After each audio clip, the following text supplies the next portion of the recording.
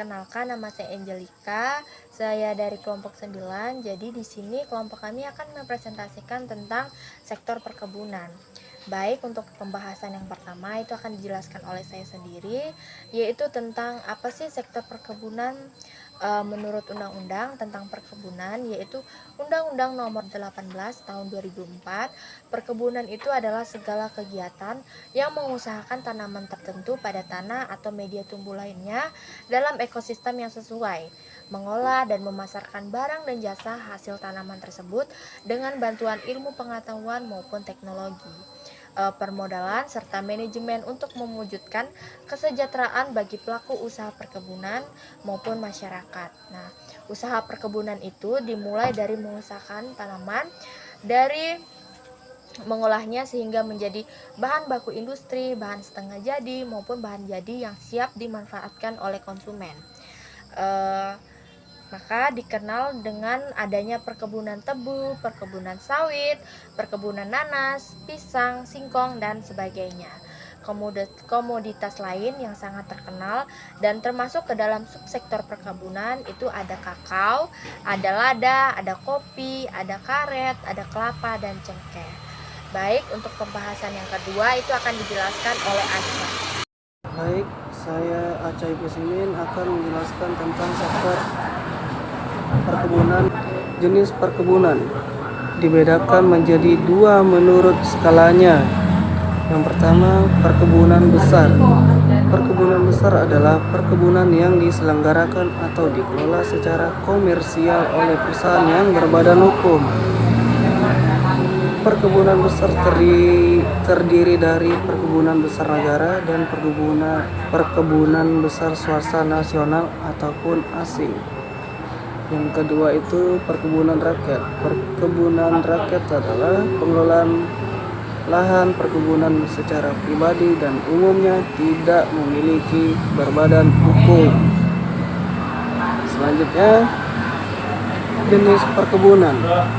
Menjadi perkebunan ada tiga.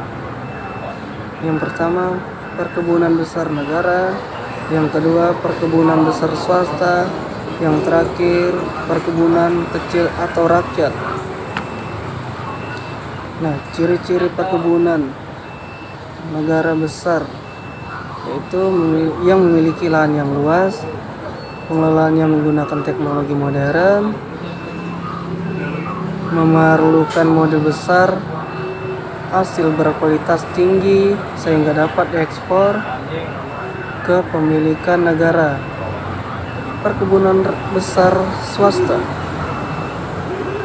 yang memiliki lahan yang luas, pengelolaannya menggunakan teknologi modern, memerlukan modal besar, hasil berkualitas tinggi sehingga dapat diekspor, kepemilikan swasta.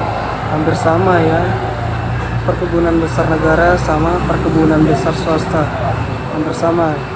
Yang bedanya itu satunya kepemilikan negara, satunya kepemilikan swasta. Itu bedanya, tapi hampir sama ya. Nah, yang terakhir perkebunan rakyat memiliki luas. Yang perkebunan rakyat itu yang memiliki luas area kecil dan perorangan yang pengelolanya masih menggunakan teknologi sederhana dan tradisional, memiliki kelemahan pada permodalan, pemasaran, dan kualitasnya. Yang memiliki kelemahan seperti permodalan dan pemasaran dan kualitas produksinya. Sekian dari saya, terima kasih. Baik, pembahasan selanjutnya yaitu dampak dari dominasi perluasan perkebunan kelapa sawit. Oke, seperti yang kita ketahui, kelapa sawit menjadi jenis tanaman yang mendominasi pengelolaan lahan perkebunan besar di Indonesia setiap tahunnya. Dominasi perkebunan kelapa sawit di Indonesia sebagian besar tersebar di Pulau Sumatera dan Pulau Kalimantan yang jika dikalkulasi setara dengan 80% dari total luas lahan perkebunan kelapa sawit di Indonesia. Jika Pulau Kalimantan dan Pulau Sumatera menjadi rumah bagi perkebunan kelapa sawit, maka Pulau Jawa menjadi rumah bagi perkebunan teh.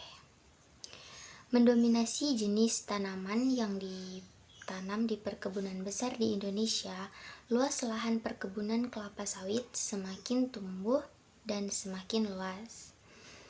Nah, hal ini membawa dampak berantai yang tidak dapat lepas dari dampak ekonomi dan lingkungan sosial di mana perkebunan tersebut berada. Yang pertama ada dampak ekonomi. Dampak ekonomi akibat dominasi atau perluasan perkebunan kelapa sawit adalah perubahan pendapatan petani.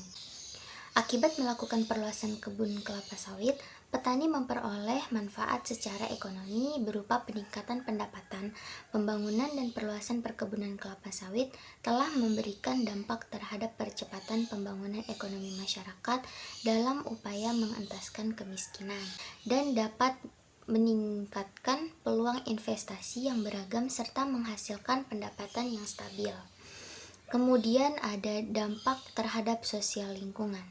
Dampak terhadap sosial lingkungan dapat kita lihat berdasarkan persepsi masyarakat terhadap kondisi lingkungan akibat perluasan perkebunan kelapa sawit.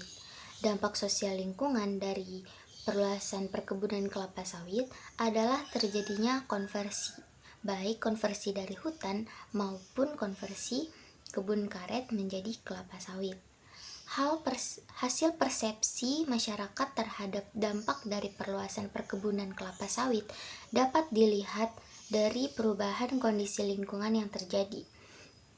Perubahan kondisi lingkungan yang dialami oleh masyarakat akibat perubahan lahan menjadi kebun kelapa sawit adalah terjadinya pencemaran air, berkurangnya populasi satwa, serta berkurangnya kuantitas air tanah atau kekeringan.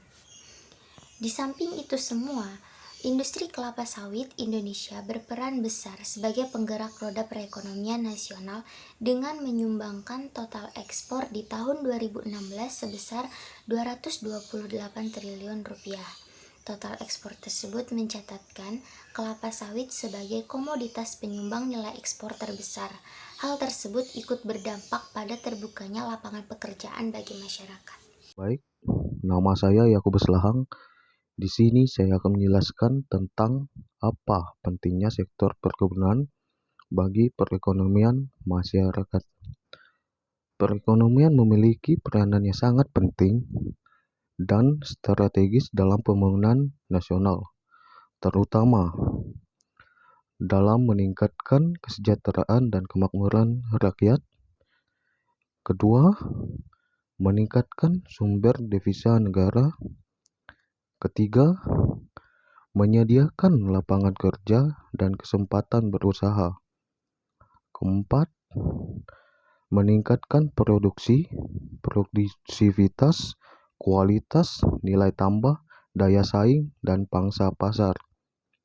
Kelima, meningkatkan dan memenuhi kebutuhan konsumsi serta bahan baku dalam negeri. Keenam, memberikan perlindungan pada pelaku usaha perkebunan dan masyarakat.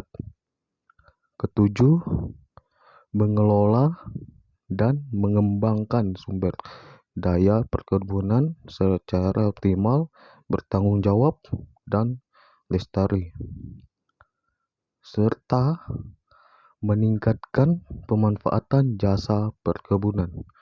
Sekian.